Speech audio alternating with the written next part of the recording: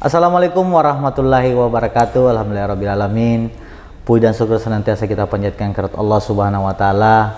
Alhamdulillah masih diberikan kesehatan dan kesempatan untuk melanjutkan podcast kita dengan tema Bincang Akademia IAIN Parepare yang dikelola oleh Humas IAIN Parepare. Saya selaku host dari Bincang Akademia Muhammad Taufik Syam.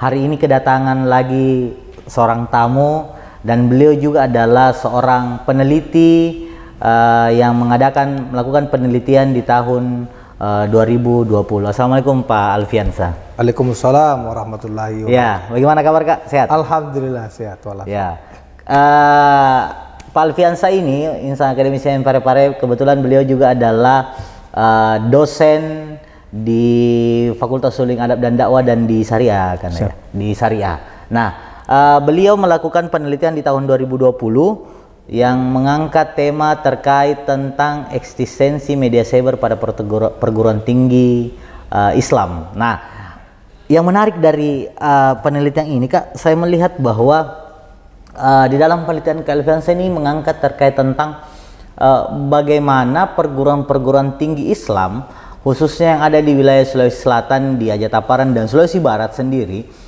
itu memaksimalkan penggunaan media cyber itu dalam rangka menyebarluaskan informasi terkait tentang apa saja aktivitas yang ada di kampusnya. Nah, sementara kalau kita berbicara tentang media digital sendiri ini bukan lagi barang yang asing bagi kita karena hampir boleh dikatakan aktivitas kita terkait tentang media 80% itu sudah, bukan 80%, malah hampir 90% itu sudah berada di ranah digital.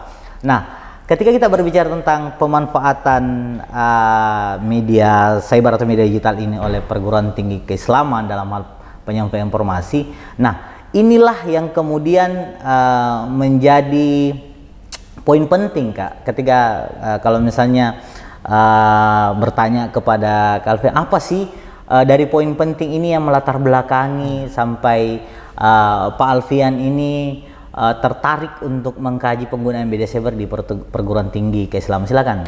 Oke, terima kasih banyak ini Pak Taufik, host dari bincang-bincang kita ini. Terkait dengan latar belakang,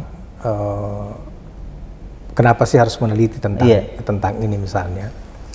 Eksistensi media cyber dalam perguruan tinggi keislaman khususnya. Jadi 3 lokus atau tempat penelitian saya. Jadi IAIN Parepare tempat saya mengabdi. Kemudian ada satu di Universitas Muhammadiyah Parepare, Unpar di Parepare juga, dan lokasinya satu di Stein Majene. Jadi kami berkolaborasi juga dengan beberapa teman-teman, dan lalu kemudian latar belakangnya itu tadi bahwa perguruan tinggi keislaman ini sebenarnya sangat banyak kegiatannya. Ya, betul. Kemudian banyak hal yang kira-kira ilmu, pengetahuan yang bisa di-share gitu di media. Terutama misalnya media situs berita, dalam website, atau mungkin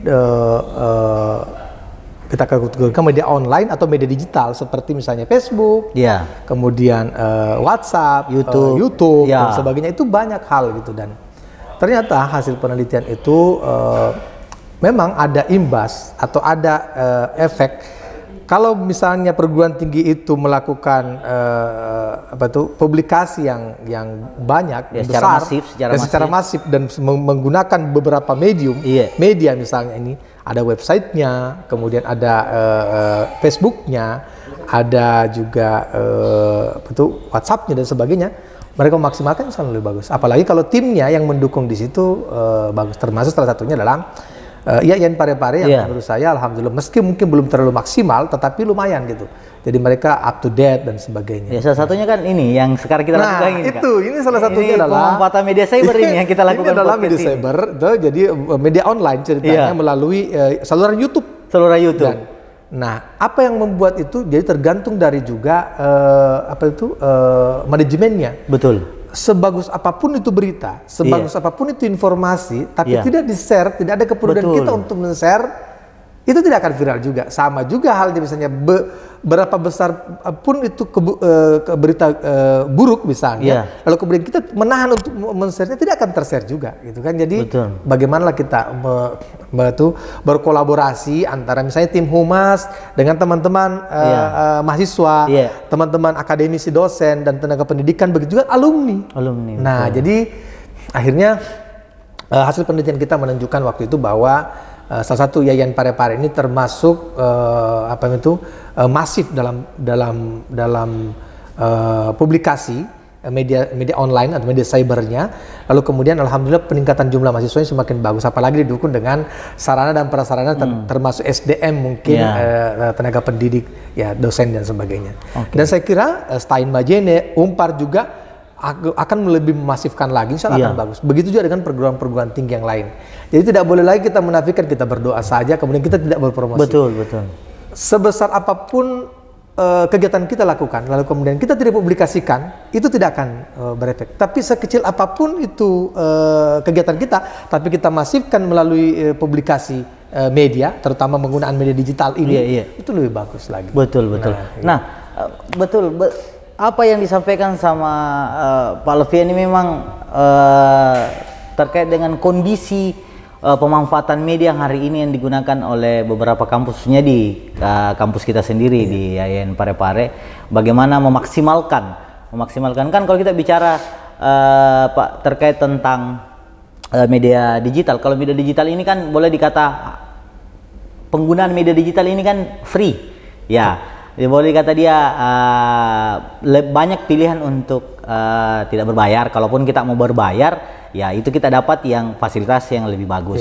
Nah, betul, premium. Nah, terkait tentang misalnya penggunaan media digital, kalau dari penelitian Pak Alfian sendiri, animo ketertarikan publik dalam hal menyimak atau menerima ataupun mencari berita di 3 kampus ini, apakah itu ada peningkatan berdasarkan dari media apa yang paling sering di tempatnya men-share, misalnya apakah di website, apakah di YouTube, di Facebook, Instagram, atau di mana dari media digital ini yang dari hasil pengamatan Pak Alfian sendiri itu yang paling banyak orang simak atau orang suka atau orang terima? Silakan Pak. Jadi penelitian ini tidak spesifik meneliti itu, tetapi kita tahu secara gambaran umum, gambaran umum bahwa penelitian-penelitian sebelumnya itu bahwa media sosial ini luar biasa masih eksis tuh, Facebook gitu kan. Kemudian WhatsApp, ada Instagram juga. Kemudian ya kontennya tidak terlalu banyak narasinya, tetapi orang suka visualnya banyak. YouTube juga lumayan. Jadi kadang-kadang dalam tanda kutip ya mungkin udah bergeser nih. Orang kadang-kadang tidak suka dengan membaca. Ya, betul. Apalagi kalau sampai panjang-panjang. Betul. Jadi orang suka dengan nonton. Ya, lebih hal-hal yang sifatnya audiovisual. Nah, dalam bentuk literasi menurut saya bukan hanya membaca, melihat, mendengar, bahkan merasa itu, yaitu literasi. Jadi pemahaman saya seperti itu, karena kalau Anda nonton misalnya seperti kita ini mungkin kemudian Anda mendengarkannya, itu ada orang yang cepat menangkap itu, memahami itu. Ada juga orang yang dia baca tapi berulang-ulang, ataukah orang dia lihat dia rasa misalnya seperti itu. Jadi saya kira kita maksimalkan saja semua, gitu kan. Jadi kan ada juga orang yang suka memang dengan Facebook misalnya, ada orang yang suka dengan WhatsApp, ada suka orang website.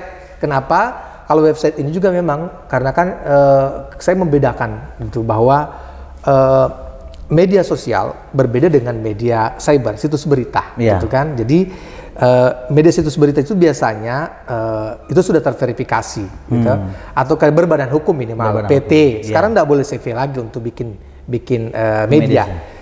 Kemudian alurnya adalah mereka punya kantor, gitu kan, jelas gitu alamatnya dan sebagainya. Lebih bagus lagi kalau harus didaftar dengan Dewan Pers misalnya. Ada aturannya. Saya kira tidak terlalu ribet sih. Yang penting kita mau, ada kemauan. Ya, minimal sudah terverifikasi administrasi oleh Dewan Pers.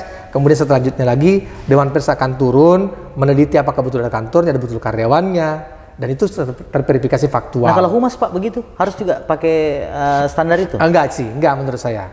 Kalau humas lain juga sih anunya enggak. Misalnya kayak kita kan Yen Parepare ada WW Yen Parepare untuk tidak, itu kan pendidikan. Oh pendidikan. Jadi dia bebas sih dari. Ya kalau yang tadi yang saya maksudkan adalah yang kategori pers. Oh gitu pers. kan. Jadi itu harus. Misalnya ini ada YouTube-nya kayak YouTube pribadi misalnya. Iya. Sepanjang Anda tidak membuatkan itu berbadan hukum, lalu kemudian dia tidak mendaftarkannya ke Dewan Pers misalnya, itu dianggap akun pribadi aja, Jadi kalau misalnya ini kan Insan Akademi Parepare kebetulan Pak Alfian ini beliau adalah direkturnya Pijar News Parepare. Jadi kalau kita mau bincang tentang pers dengan beliau ini betul-betul hatam beliau ini tentang pers. Nah kalau misalnya Pijar News itu Pak mau buat channel YouTube itu apakah harus mendaftarkan kembali atau cukup dengan Pijar Newsnya sendiri? Pijar News sudah. Pijar Newsnya sudah terdaftar dengan semua anak-anak programnya. Jadi semua medsosnya. Ya gitu. Jadi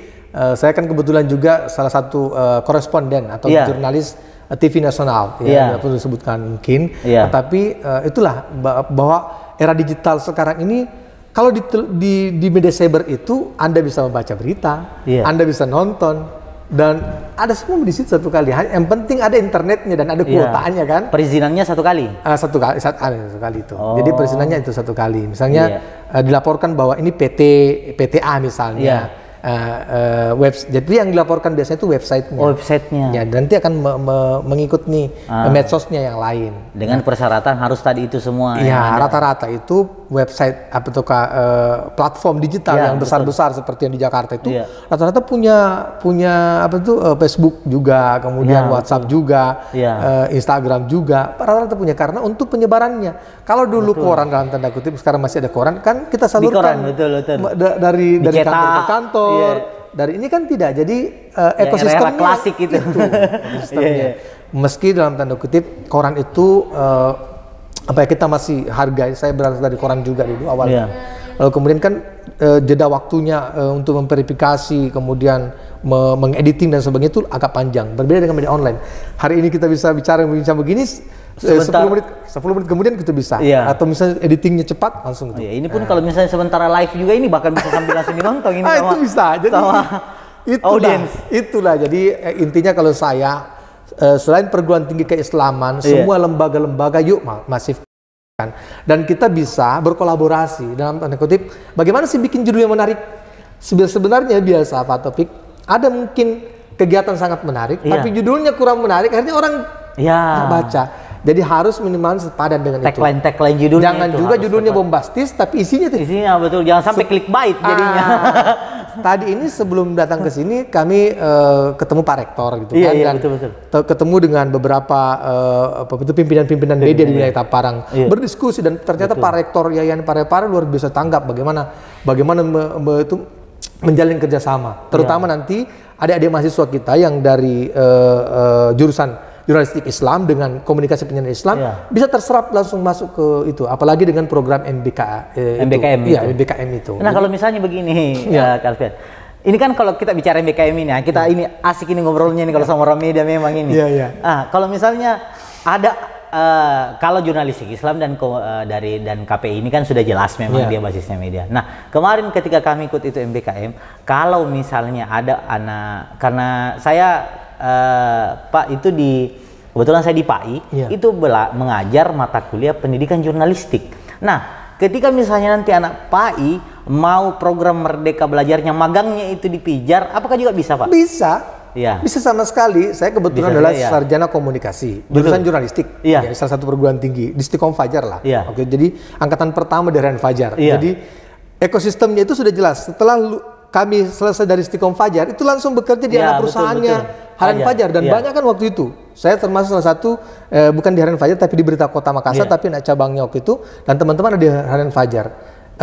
Dan banyak di perusahaan-perusahaan. Nah, kalau misalnya seperti itu bisa. Jadi banyak malah sekarang orang yang bukan dari jurnalistik Islam, jurnalistik, bukan dari komunikasi, tetapi dia lebih paham, lebih eksis, punya passion di media lebih banyak. Dan saya tadi di atas itu saya bilang, saya sudah sampaikan, ini rata-rata pimpinan media bukan dari jurnalistik Islam, bukan dari jurnalistik. tapi mungkin lebih hebat dalam tanda kutip karena mereka punya passion dan mereka mau belajar, tidak patah semangat gitu. Bahwa ini masa depan di perguruan tinggi ini banyak peluangnya, termasuk media, termasuk teman-teman dari PAI mau bergabung boleh. Di tempat kami itu kami buka pemagangan, jadi jauh sebelum MBKM ini itu ada? Kami misalnya ada anak mahasiswa yang bagus tulisannya, opininya, kami kontak dia. Ini kami mau menawarkan untuk magang 2 bulan. Kita lihat progresnya. Kita kasih target misalnya pemberitaan sekian. Lalu kemudian dia capai target, bahkan melampaui target, nanti kami rekrut. Ya, jadi begitu juga sebaliknya. Ada juga yang memang khusus magang PPL misalnya. Ada. Dan mereka ada yang mau bertahan, ada yang menyelesaikan. Intinya seperti itu. Bebas aja. Itulah hebatnya ini dalam tanda kutip jurnalistik media ini. Kan ada 4-5 fungsi media menurut saya. Jadi sekaligus mungkin saya sampaikan pemirsa. Karena ini kan nanti dinonton juga sama mahasiswa kita, Pak. Jadi ketika mereka mau membuat penelitian terkait tentang media bisa sambil ya boleh. Jadi pertama fungsi media itu dalam Undang-Undang Pers nomor 40 pertama adalah to information. Jadi untuk menginformasikan, termasuk apa yang terjadi di sini, yang pare-pare itu diinformasikan keluar, bukan hanya di dalam tapi di luar juga. Tapi ada memang beberapa informasi yang khusus untuk internal. Ya, jangan yang internal dikasih keluar, yang gitu. Jadi intinya seperti itu. Nah, media juga itu adalah to education, pendidikan memang. Jadi tadi Pak Rektor bilang begini, coba bayangkan. Memang kalau guru atau dosen itu kan mengajar di kelas, tapi kalau jurnalis atau wartawan mereka tulisannya itu dibaca oleh puluhan, ratusan, bahkan jutaan orang, itu kan? Nah itu luar biasa. Satu aja mengajarkan satu huruf itu luar biasa pahalanya. Nah, pendidikan, jadi mendidik orang bagaimana tentang COVID, bagaimana tentang berbagai macam hal misalnya. Kemudian ada ketiga lagi. To entertain, kita kan suka dengan hiburan, Bos. Betul. Jadi jangan terlalu media digital ini kan salah satu fungsinya dia media hiburan. Supaya kita bisa ketawa-ketawa, kita bisa ini. Hiburannya mungkin musik, mungkin ada olahraga, gitu kan. Tontonan yang menarik yang bisa orang press supaya kita tidak sebagai sarana hiburan memang media ini. Yang keempat adalah social control.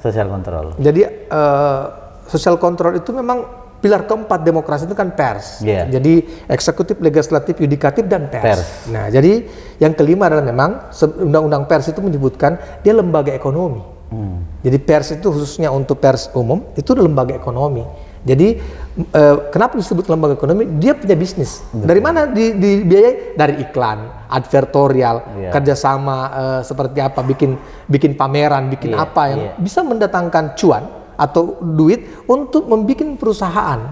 Nah, saya mengutip Wakil Dewan Pers beberapa waktu yang lalu, ketika Hari Pers itu selalu disebutkan pers harus independen, pers harus jujur, pers harus berintegritas. Nah, enggak apa-apa. Tetapi pemerintah dan masyarakat juga harus tahu bahwa pers itu apalagi di era COVID ini luar biasa. Mereka harus berjuang untuk agar supaya bagaimana bisa bertahan hidup. Jangan kan mereka harus bayar listrik, bayar karyawan. Pers ini kan dikelola sama manusia. Jadi butuh orang, makanya beberapa media itu yang harus yang di PHK atau dirumahkan dulu dan sebagainya. Nah, kembali yang ke tadi ini bahwa penting begitu. Bagaimana media, yuk kita sama-sama dengan perguruan tinggi ini. Perguruan tinggi apalagi misalnya kita berkolaborasi. Seperti yang digagas tadi ini Pak Rektor luar biasa. Mudah-mudahan jalan itu supaya teman-teman yang pengelola media termasuk misalnya yang kami kelola ini ada yang tegur, Pak. Akademisi kalau tegur kan luar biasa tuh. Mereka kita bisa berkolaborasi tuh. Oh iya betul, Pak. Mungkin bagus kata-katanya begini. Pemilihan diksi dalam sebuah judul itu kan luar biasa. Itu kan jadi bagaimana agar supaya kita bisa itu. Yang paling utama adalah juga yang saya selalu tekankan kepada teman-teman yang mau jadi wartawan dan sebagainya. Termasuk saya harus introspeksi diri gitu. Ada beberapa nih kita dalam ada satu pasal di Kode Etik Jurnalistik itu wartawan dilarang menerima pemberian misalnya atau suap. Penafsirannya itu ada juga. Banyak. Dan menurut saya itu ini benar-benar unik gitu. Ketika di profesi lain misalnya memang harus misalnya berbayar gitu kan. Kalau tidak kita jadi persat liputan misalnya itu ya hati-hati dengan itu. Nah, mungkin berbeda kalau iklan dan sebagainya. Nah, Yang kita mau adalah bagaimana agar supaya perguruan tinggi ini memang mengalokasikan juga alokasi anggaran untuk publikasi, termasuk instansi yang lain. Di sekolah-sekolah juga, betul. di SD, SMP, SMA kan ada dana-dana BOS di situ yang bisa untuk publikasi. Nah, kalau mau yang gratis gampang. Di mana gratisnya? Masuk aja ke Facebook, kan masih akunnya gratis.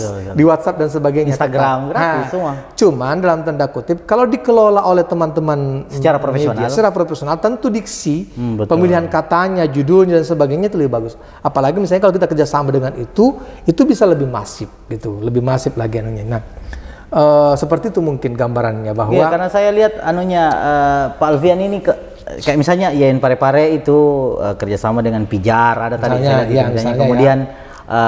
Stein Maja ini kerjasama dengan Radar Sulbar kalau tidak salah ya di penelitiannya. Nah, ini kan artinya memang ada proses kolaborasi antara media cyber yang ada di luar dengan pihak humas dari perguruan tinggi Islam ini untuk bagaimana sama-sama kita bersinergi membuat berita yang sesuai dengan standar pemberitaan yang bisa diterima oleh halayak, kemudian juga bagaimana para halayak akhirnya tertarik untuk melihat berita kita. Nah, kalau misalnya Pak Alfian selain di perguruan tinggi tadi yang disebutkan ataupun di sekolah-sekolah yang disampaikan terkait tentang penggunaan media cyber ini, nah bagaimana sendiri kalau misalnya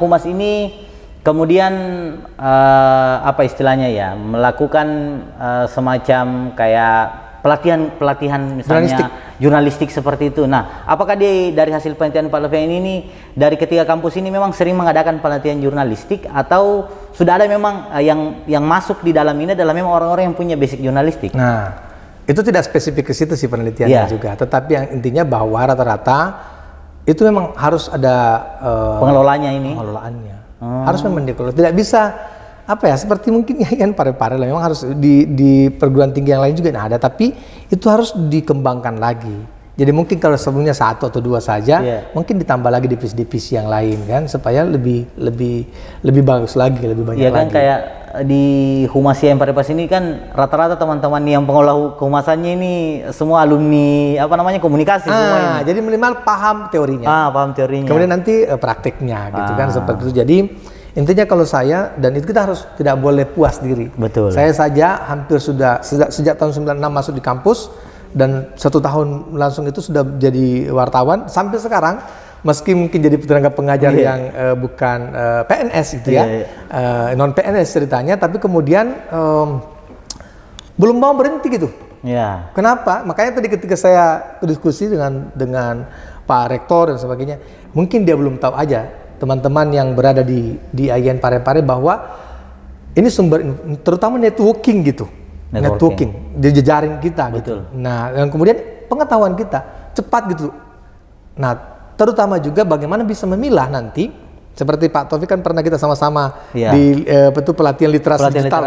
Bagaimana sih berita hoax dan sebagainya, dari mana sumbernya, kita bisa tahu gitu dari situ.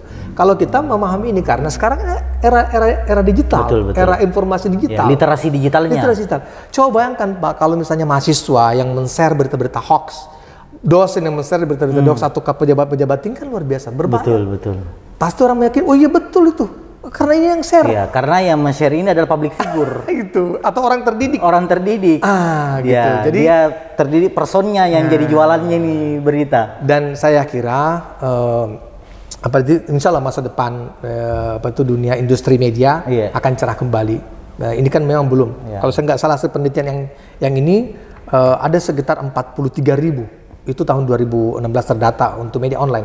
Sekarang pasti lebih banyak lagi. Betul. Karena begitu mudahnya orang membuat media online. Jadi saya melihat ada beberapa teman-teman yang mungkin sekitar baru 1 tahun 2 tahun, ya punya sudah uang mungkin untuk bikin perusahaan PT-nya, bikin juga media. Jadi direktur sudah di situ, kan? Nah, itu sah-sah saja. Tidak masalah sepanjang benar-benar menjalankan kode etik jurnalistik, kemudian undang-undang pers, tidak melakukan kalau misalnya tadi sosial kontrolnya cover box tight, jadi ada keberimbangan. Nah, jadi humas juga ini untuk setiap kampus perguruan tinggi juga harus tetap mengacu kepada kode jurnalistik itu. Iya, idealnya seperti itu sih. Maksud saya minimal, walaupun mungkin tidak, kan rata-rata biasanya di kehumasan itu adalah mempublikasikan hal-hal yang baik. Iya, betul. Tapi bagaimana kalau misalnya ada yang berita-berita dalam tanda kutip hoax yang disebar? Bagaimana mengkanter informasi bagaimana dari luar? Atau berita yang dalam tanda kutip memang sudah terjadi seperti itu. Iya. Di kampus tentu ada triknya. Betul. Ada triknya. Tidak bisa kita diam-diam.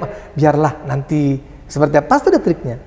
Mereka mainkan di media mana? Iya. Misalnya di salah satu platform. Iya. Ya kita mainkan juga di situ. Iya. Ya, jadi ada di media apa misalnya kita ada namanya hak jawab dalam undang-undang pers. Jadi jangan situasi. Ya, ketika ada informasi yang buruk dari luar tentang salah satu institusi, apalagi kalau tidak benar, apalagi kalau tidak benar, maka kita harus membuat cepat counternya. Iya. Sebagai bentuk verifikasi, apa namanya istilahnya ini ya? Klarifikasinya, kita mengklarifikasi. Betul, dan saya alhamdulillah bersama beberapa teman-teman itu sering orang curhat dengan kami, tapi kami tidak langsung menempuh jalur hukum atau jadi kita arahkan dulu untuk apa itu mengkonfirmasi dulu memberikan klarifikasi dulu kepada medianya bersama. Tabayun lah istilahnya kita dulu. Dalam 1 kali 24 jam misalnya 1 jam mereka tidak lakukan, mungkin kita publish ke tempat yang lain. Tapi biasanya belum cukup 1 kali 24 jam mereka sudah yang penting betul-betul media itu media yang benar-benar kredibel pengolahannya. Jadi kami dulu diajarkan oleh guru-guru jurnalistik kami, ya hilangkan itu rasa interest pribadi. Ketika Anda menjadi jurnalis atau Anda mengelola itu hanya gara-gara tidak beriklan misalnya, atau gara-gara tidak ada apa-apa sehingga kita bisa itu nggak boleh gitu kan. Dalam Islam kita sendiri kan tidak boleh seperti itu ya. Ya, mudah-mudahan kita bisa istiqomah. Betul. Ya, terima kasih sekali nih Pak Alfian atas diskusi kita terkait tentang penelitian Pak Alfian, dan kita juga banyak belajar bagaimana industri media itu yang ada di luar sana dan bagaimana pemahaman teman-teman terkait tentang kode-kode etik jurnalistik itu. Nah, pertanyaan terakhir ini Pak Alfian sebagai akhir dari diskusi kita, kalau misalnya Pak Alfian nanti mau meneliti lagi terkait tentang media cyber, kira-kira hal menarik apa lagi yang bisa kita teliti? Karena kan nanti ini podcast kita akan dilihat oleh mahasiswa. Nah, kalau ada mahasiswa mau menyusun skripsi, menonton podcast ini, akhirnya dia punya sedikit pemahaman, oh kayaknya dari podcast itu Pak Alfian sempat berpesan katanya ini yang menarik lagi. Nah, kira-kira apa lagi yang menarik? Iya, saya sih ancang-ancang saya ya mau melakukan penelitian lagi bagaimana konten iklan AdSense itu. Iya.